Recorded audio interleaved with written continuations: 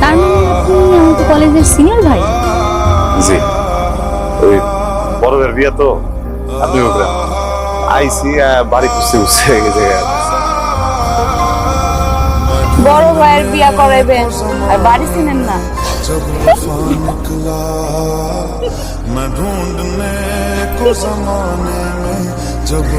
ওইরকম না বিষয়টা আসলে।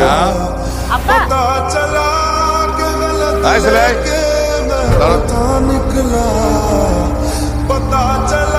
আসসালামু আলাইকুম চাচা। ওয়ালাইকুম সালাম। তোমরা কারা? তোমাদের বাড়ি কোন? চাচা, আমি রায়। আমার বাড়ি পলাশপুর, পশ্চিম পাড়া। পলাশপুর পশ্চিম করা বাড়ি মানে? তোমার আব্বার নাম কি? শেখ রহমত। আরে কি বলতেছো তুমি? রহমত ভাইয়ের ছেলে? আরে তুমি আমাদের নতুন কোনো আগে বলবো না। আসো ভিতরে, আসো বাইরে দাঁড়াও। চাচা আজকে না যাই, অন্য একটা কামে এসেছিলাম তো, একদম সেরে বাইতে যেতে। দেখো তো না দেখো। ভালো আচ্ছা ব্যবহার করো। বাড়ির মহল বাড়ি ঘর ঘটক যেমন করছে তেমন ঠিকঠাক। ঘটকরা তো অনেক সময় সব কিছু বাড়ায় আর আলাদা দুই পক্ষের কাছেই বলে মিথ্যা কথা। এই জন্য ঘটকের কথা বিশ্বাস করতে হবে, নিজেদেরকে গিয়ে খোঁজ খবর নিতে হবে। আচ্ছা সব ঠিক সপ্তাহখানেকের মধ্যে ছেলেদের বিয়ে করে তখন এত কিছু কেন? ছেলেদের বিয়ে খবর নিচ্ছ ভাইদের বিয়ে খবর নিচ্ছ কেন? আরে আমার ছেলের বিয়ে একটা ব্যাপার আছে না, আমার মানে এই রহমতুল্লাহ ছেলের বিয়ে কোন বাড়িতে হইতেছে সেটা তো দেখতে হইব নাকি? জানো তো বিয়েটা তো আমি বউ করে বাড়িতে আনতে পারি না। কি ভাইয়ের বিয়ার খোঁজ করতে আসছেন? না না না, এই রাস্তা দিয়ে যাইতেছিলাম তো, ভাবলাম সবার লোক একটু দেখা করে যাই।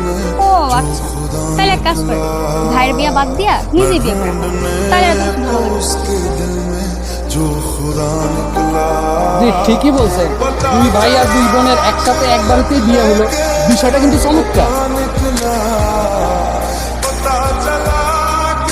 ওরে বাবা, তোলে তোলে এত কিছু ভাবে রাখছেন আপনারা?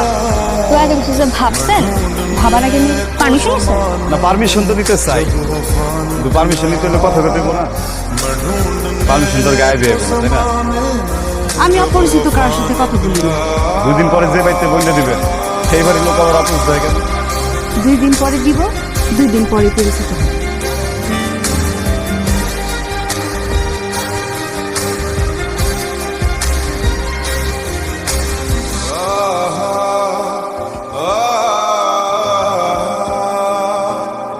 ढूंढता था एक पल में दिल जिसे ये 100 दफा है सुभाना राज उस दिन रूठी शाम दिन खफा वो आए ना ले जाए ना हाँ, उसकी यादें जो है यहाँ ना रास्ता ना कुछ पता मैं उसको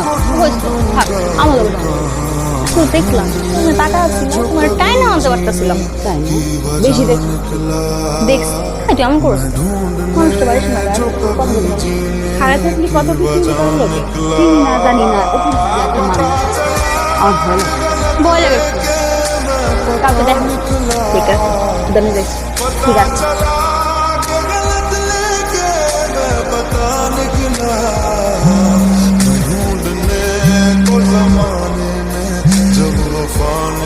হ্যালো, আসসালামু আলাইকুম। মায়া কি করে? কে? রায়। তুমি নাম্বার বলতে পারলেন? এর একটা কথা বলেন, যে মানুষটা মনের ভিতর থাকে সেই মানুষটার নাম্বার দেওয়া খুব কঠিন কিছু। কি করতেছেন এগুলা? আমি তো আপনার বলতে বুঝতে পারছি না, আমি কেমন সেটা তো করতে পারতেছি না।